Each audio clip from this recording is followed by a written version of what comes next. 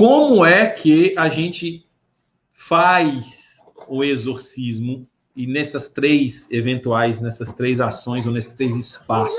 Existe uma regra que a gente segue? Existe alguma coisa que a gente deve caminhar? Como é que a gente trabalha essa questão do exorcismo? Termina aí para a gente, nessa última pergunta que eu vou fazer aqui para você, falando um pouquinho sobre o exorcismo, em especial nessas três áreas aí. Vai que a bola é sua. Existe sim uma forma errada de fazer exorcismo, né? Atos 19, 13. Vou fazer a leitura da passagem aqui.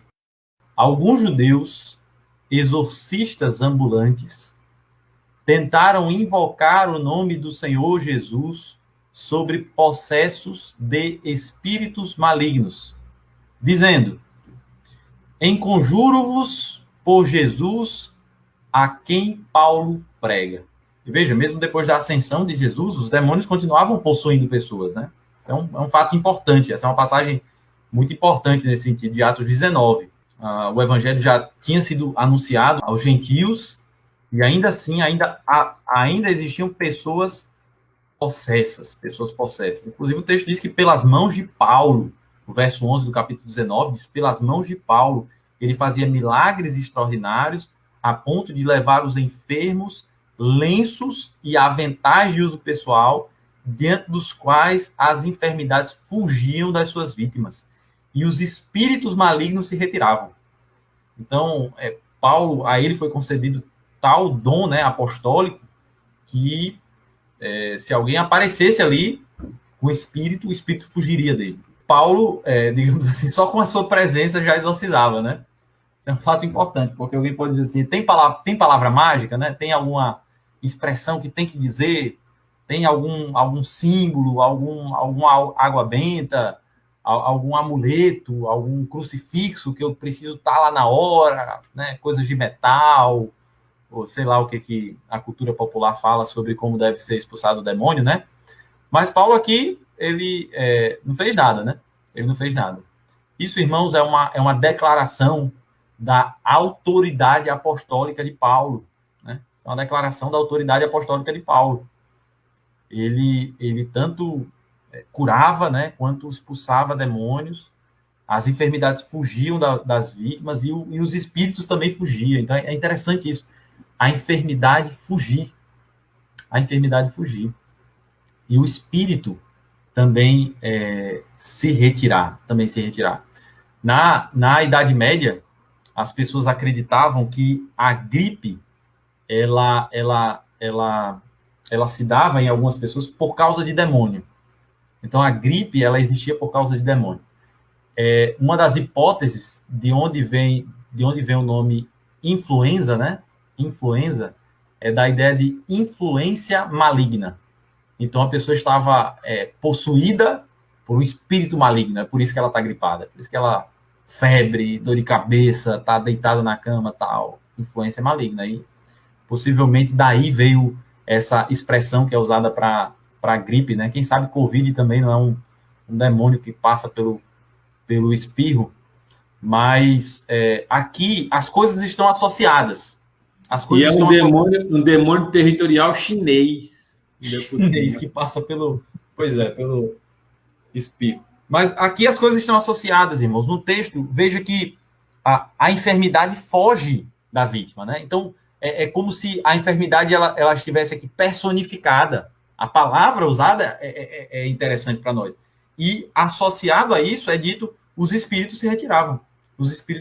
Então, de alguma forma, essa doença aqui descrita está relacionada ao espírito maligno ali. Mas veja, Paulo não fez nada.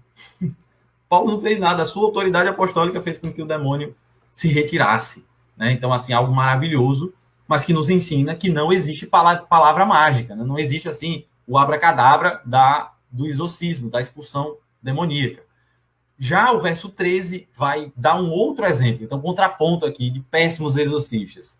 Então, verso 13, Atos 19, 13, como eu disse, essa passagem é muito importante, se você puder abrir comigo, Atos 19, 13, alguns judeus exorcistas ambulantes tentaram invocar o nome do Senhor Jesus sobre possessos de espírito maligno. E ele dizia, como Paulo Né? Poxa, que autoridade é essa de Paulo? Então vamos usar o mesmo método. Era essa a ideia deles. Né? Enconjuro-vos por Jesus, a quem Paulo prega. E o texto diz, os que faziam isso eram 7 filhos de um judeu chamado Seva, sumo sacerdote. Veja que era uma grande autoridade do judaísmo. O verso 15 diz, mas o espírito maligno lhe respondeu, conheço a Jesus e sei quem é Paulo, mas vós quem sois? Então, o processo do espírito saltou sobre eles, subjugou a todos e de tal modo prevaleceu contra eles que, sem roupa, ferido, fugiram da casa. E o fato chegou ao conhecimento tanto de judeus quanto de gregos, habitantes de Éfeso. Veio temor sobre todos eles e o nome do Senhor Jesus era engrandecido. É interessante, o demônio não foi expulso, mas isso fez com que o nome de Jesus fosse engrandecido. Por quê? O nome de Jesus foi engrandecido num exorcismo mal sucedido. A razão, irmãos, é porque Paulo era apóstolo de Cristo.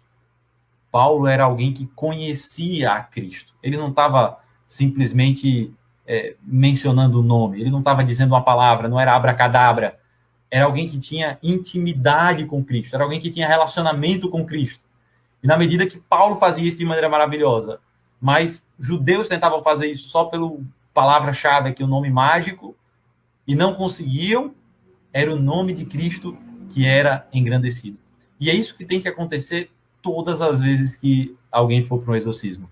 É o nome de Cristo que precisa ser engrandecido. Não é o nome de Paulo que foi engrandecido. É interessante, porque é maravilhoso o que acontece através de Paulo. Mas é através de Paulo. Não é o nome dele que é engrandecido, é o nome de Cristo. E Cristo é o grande nome pelo qual os demônios serão expulsos.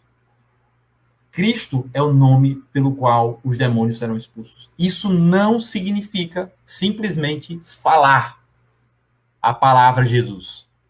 Isso significa ter uma vida de intimidade com Jesus. Uma vida de proximidade, é conhecer Jesus.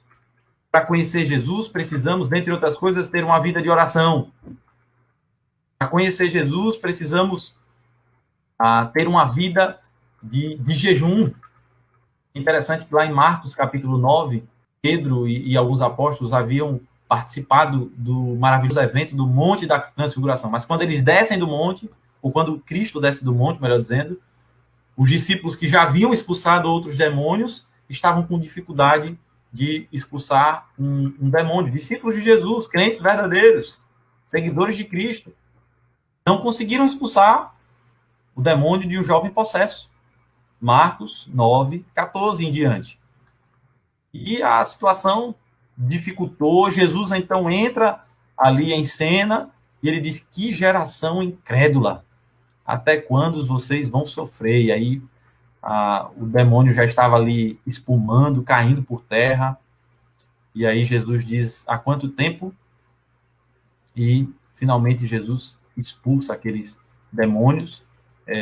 Depois do pai do menino dizer, eu creio, ajuda-me na minha falta de fé.